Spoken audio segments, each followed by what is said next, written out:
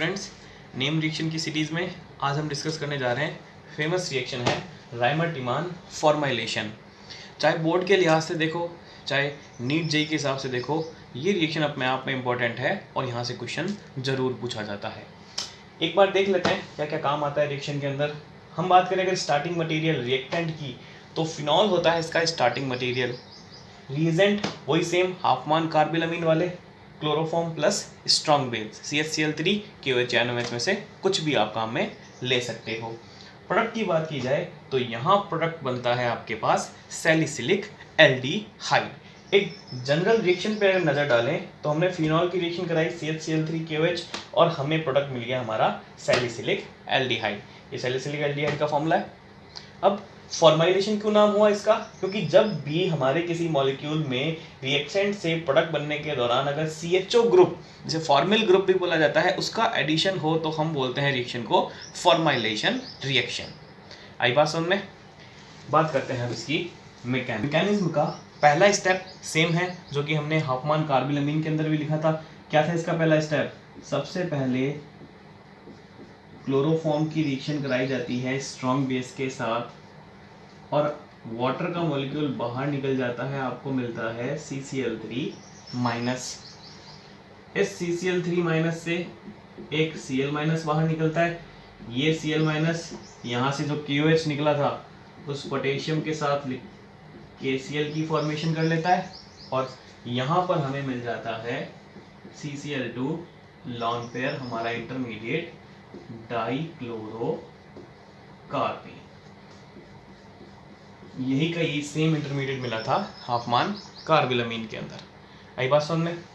Next step में हमारा ये जो इंटरमीडिएट बना है ये रिएक्शन करता है रिएक्टेंट स्टार्टिंग मटेरियल के साथ। स्टार्टिंग मटेरियल था फिनॉल।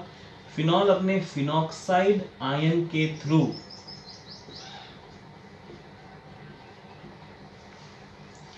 इस रिएक्शन में भाग लेता है, क्योंकि फिनॉल के पास एसिडिक हाइड्रोजन है और KOH के कारण मीडियम कैसा हो रखा है? बेसिक। तो यहाँ से H+ क्या हो जाती है? बाहर निकल जाती है।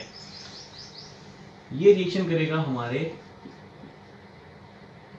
इंटरमीडिएट डाइक्लोरोकार्बेन के साथ। देखो रिएक्शन कैसे होगी। ये नेगेटिव जाएगा यहाँ पर, ये बॉन्ड के इलेक्ट्रॉन गए यहाँ पर। यहाँ पे जो नेगेटिव चार्ज का फॉर्मेशन होगा ये अटैक करेगा इस इलेक्ट्रोडेफिशिएंट कार्बन के ऊपर।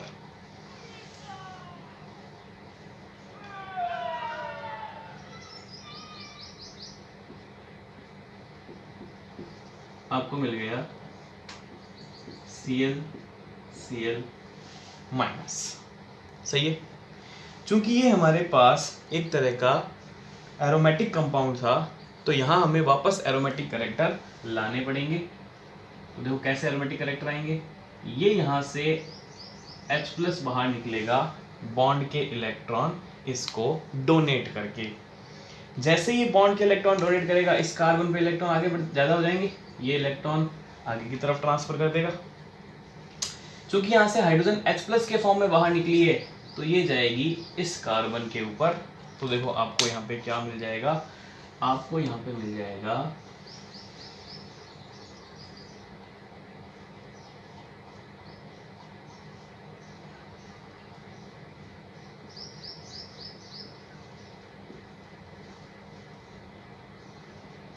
CHCl Cl। नेक्स्ट स्टेप के अंदर 2 KOH आएंगे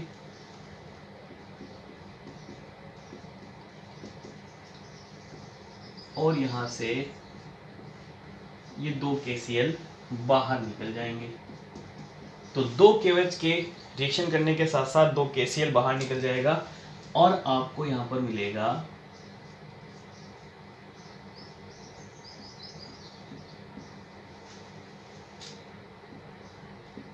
CH-OH। पता है कि एक कार्बन के ऊपर 2 OH अनस्टेबल होते हैं। यहाँ से तुरंत वाटर का मॉलिक्यूल बाहर निकलता है और आपको मिल जाता है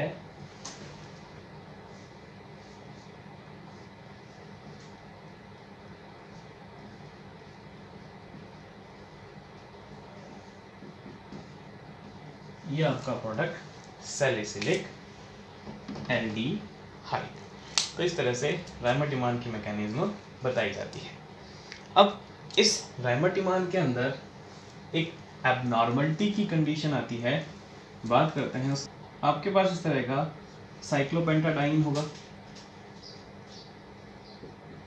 रिएक्शन वही क्लोरोफॉर्म और स्ट्रॉन्ग बेस के साथ कराएगा, लेकिन इस बार प्रोडक्ट बनाएगा क्लोरोबेंजीन।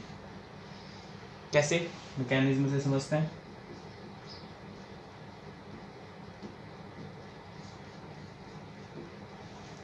पहला स्टेप वही सेम है,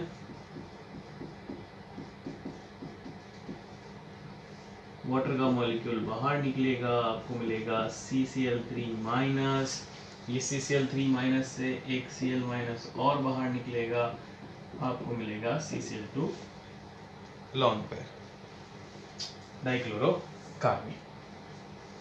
अब यहां पर नेक्स्ट स्टेप थोड़ा सा चेंज हो जाता है।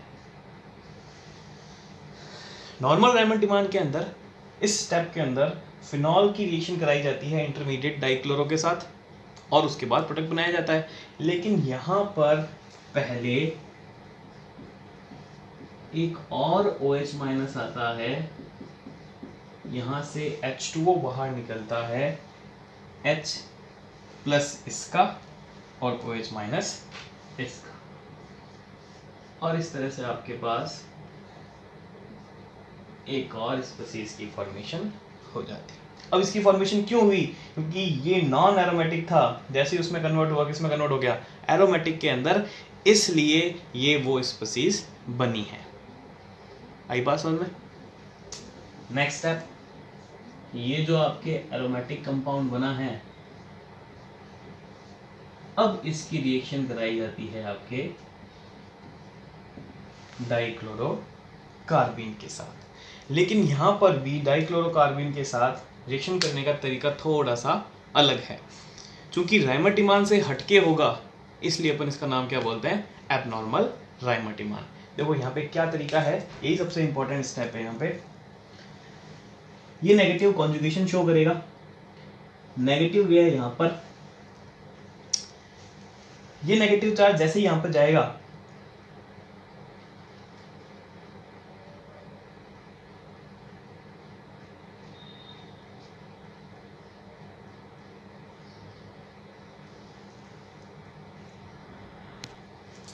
अब यहाँ पर रिएक्शन करने का तरीका थोड़ा सा डिफरेंट होगा। चूंकि राइमर-टिमान से हटके होगा, इसलिए अपन इसको क्या नाम देंगे?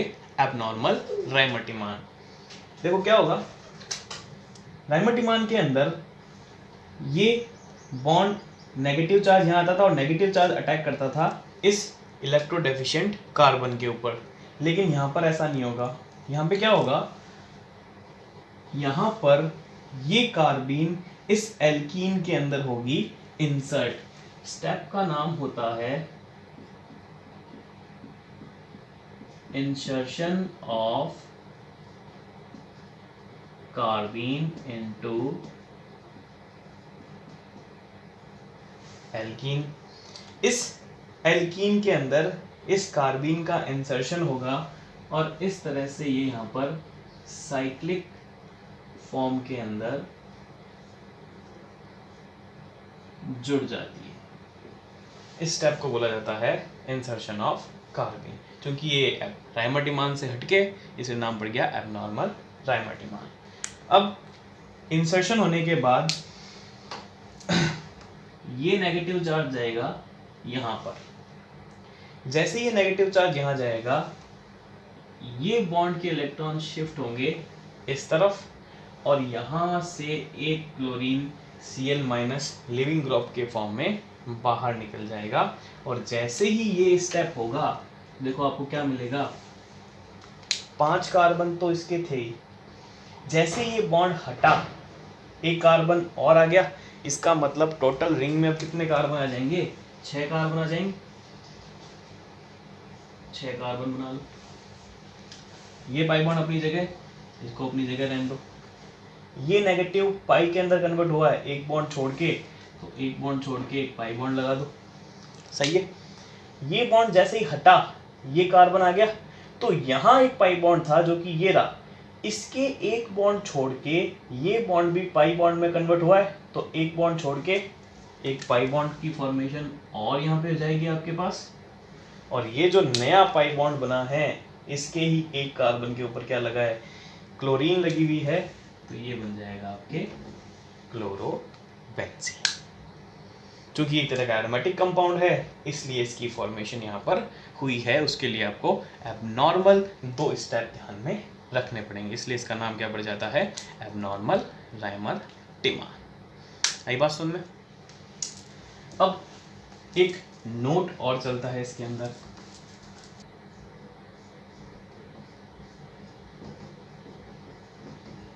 जब फिनॉल की रिएक्शन आपने क्लोरोफॉर्म के साथ कराई थी तो सैलिसिलिक एल्डिहाइड बना था, लेकिन अगर क्लोरोफॉर्म के जगह टेट्राक्लोरोकार्बन आप ले लोगे CCl4, तो देखो यहाँ पे एक Cl ज्यादा होने से मैकेनिज्म के अंदर एक KOH वहां पे और ज्यादा आ जाएगा, और एक OH नए ऐड होने की वजह से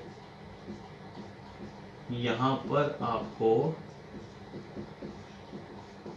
इस तरह से सैलिसिलिक एसिड की प्राप्ति हो जाती है। तो CHCl3 लोगे क्लोरोफॉर्म तो फॉर्मेशन होगी सैलिसिलिक एल्डिहाइड की, लेकिन अगर आप लोगे CCl4 तो किसकी फॉर्मेशन होगी, सैलिसिलिक एसिड की। वहां पे CHO ऐड हुआ था इसलिए नाम था उसका राइमर-टिमान फॉर्माइलेशन। यहाँ C double bond OH carboxyl group add हुआ है तो रिएक्शन का नाम हो जाता है राइमर-टिमान कार्बोक्सिलेशन रिएक्शन। आई बात समझ में। तो ये है आपके पास राइमर-टिमान का पूरा रिएक्शन और उसकी मैकेनिज्म और उसमें क्या क्या वो आपको डेप्थ में पूछ सकता है। अगर आपको वीडियो पसंद आया तो इसको लाइक कीजिए, चैनल को सब्सक्राइब कीजिए और शेयर करना मत भूलिए।